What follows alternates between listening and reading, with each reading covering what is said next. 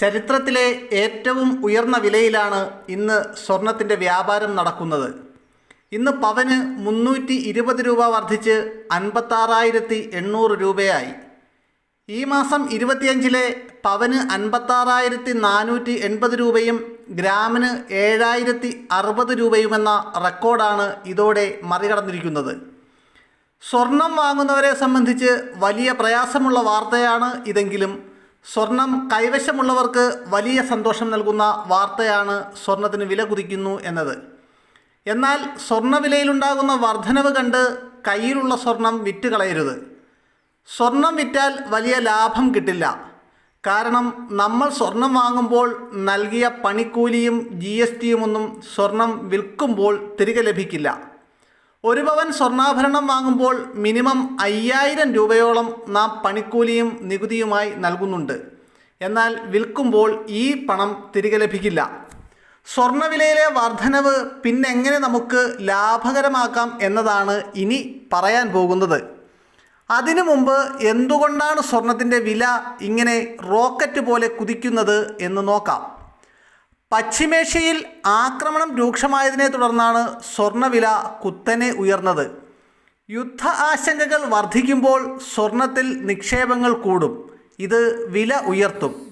ഉടൻ ഒരു വെടിനിർത്തൽ ഉണ്ടായില്ലെങ്കിൽ വില വർധനവ് തുടരുക തന്നെ ചെയ്യും. മാത്രവുമല്ല, വരും ദിവസങ്ങളിൽ അന്താരാഷ്ട്ര സ്വർണ്ണവില 2,700 കടക്കാനുള്ള സാധ്യതകളും ഉണ്ട്.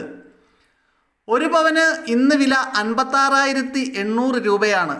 ഇതോടൊപ്പം 3% GST 45 രൂപയും അതിൻ്റെ 18% GSTയും ചേരുന്ന ഹോൾമാർക്ക് ഫീസ്, പണിക്കൂലി എന്നിവയും ചേരുമ്പോഴേ ഒരു പവൻ ആഭരണത്തിൻ്റെ വിലയാകൂ.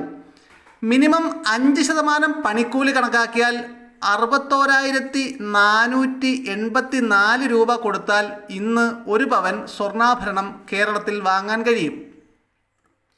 ഈ കുതിച്ചുകയറ്റം സ്വർണം വാങ്ങുന്നതിനെക്കുറിച്ച് ചിന്തിക്കാൻ പോലും സാധിക്കാത്ത സ്ഥിതിയിലാക്കി തീർത്തിരിക്കുകയാണ്. സ്വർണ്ണവിലയെ പിടിച്ചു നിർത്താൻ നമുക്കാകില്ലെങ്കിലും അതിൽ നിന്നും നേട്ടം കൊയ്യാൻ നമുക്ക് സാധിക്കും. അവിടെയാണ് സ്വർണ്ണ ETF, സ്വർണ്ണ മ്യൂച്വൽ ഫണ്ട് എന്നിവയിൽ നിക്ഷേപിക്കുന്നതിൻ്റെയും വ്യാപാരം ചെയ്യുന്നതിൻ്റെയും പ്രസക്തി. വലിയ വില കൊടുത്തല്ലാതെ കയ്യിലുള്ള തുക കൊണ്ട് സ്വർണ്ണ നിക്ഷേപം നടത്താൻ ഗോൾഡ് ETF-ലൂടെ സാധിക്കും. ഗോൾഡ് എക്സ്ചേഞ്ച് ട്രേഡഡ് ഫണ്ട് അഥവാ ETF-ൽ അടിസ്ഥാന ആസ്തി സ്വർണമാണ്. ഓഹരി പോലെ ഇവയിലും ട്രേഡ് ചെയ്ത് നേട്ടമെടുക്കാനാകും. നാഷണൽ സ്റ്റോക്ക് എക്സ്ചേഞ്ചിലും ബോംബെ സ്റ്റോക്ക് എക്സ്ചേഞ്ചിലും സ്വർണ്ണ ETF-കളിൽ വ്യാപാരം നടത്താം.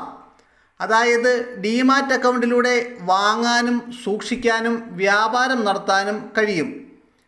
അനിശ്ചിതത്വത്തിൻ്റെ കാലത്തും പേടിക്കാതെ നിക്ഷേപം തുടരാം എന്നുള്ളതും സ്വർണ്ണ ETF-നെ ജനപ്രിയ നിക്ഷേപ മാർഗമാക്കുന്നുണ്ട്. ഓഹരിയിൽ നിക്ഷേപിക്കുന്നതിൽ താല്പര്യമില്ലാത്തവർ ഉണ്ടാകാം. അത്തരക്കാർക്ക് സ്വർണ്ണ ETF-കളിൽ വ്യാപാരം നടത്തി നേട്ടമുണ്ടാക്കാൻ സാധിക്കും. സ്വർണ്ണവില കുറയുമ്പോൾ വാങ്ങുക, കൂടുമ്പോൾ വിൽക്കുക എന്ന ലളിതമായ മാർഗത്തിലൂടെ നല്ല നേട്ടമുണ്ടാക്കാൻ കഴിയും. ഉദാഹരണത്തിന് ടാറ്റ ഗോൾഡ് ETF 6.25 രൂപയ്ക്ക് 10,000 യൂണിറ്റ് വാങ്ങിയെന്നിരിക്കട്ടെ. സ്വർണ്ണവില കുതിക്കുമ്പോൾ ETF യൂണിറ്റിൻ്റെ വില 7.25 രൂപയിലെത്തുന്നു. അപ്പോൾ വിറ്റാൽ 10,000 രൂപ ലാഭം നേടാൻ സാധിക്കും. ട്രേഡ് ചെയ്ത് നേട്ടമെടുക്കാൻ താല്പര്യമില്ലാത്തവർക്ക് ഗോൾഡ് ETF-കളിലോ മ്യൂച്വൽ ഫണ്ടുകളിലോ SIP ആയി തുക നിക്ഷേപിക്കാം. സ്വർണ്ണവിലയിലെ ഏറ്റക്കുറച്ചിലുകളെ ഉൾക്കൊണ്ട് ദീർഘകാലയളവിൽ നല്ലൊരു ആദായം നേടാനാകും. ആഗോള അനിശ്ചിതത്വം നിലനിൽക്കുമ്പോൾ സ്വർണ്ണവില ഉയരുന്നത് ഗോൾഡ് മ്യൂച്വൽ ഫണ്ടിനും തിളക്കം കൂട്ടുന്നുണ്ട്. കഴിഞ്ഞ ഒരു വർഷത്തിനിടയ്ക്ക് 20%-ലധികം നേട്ടമാണ് ഗോൾഡ് മ്യൂച്വൽ ഫണ്ടുകൾ നൽകിയത്.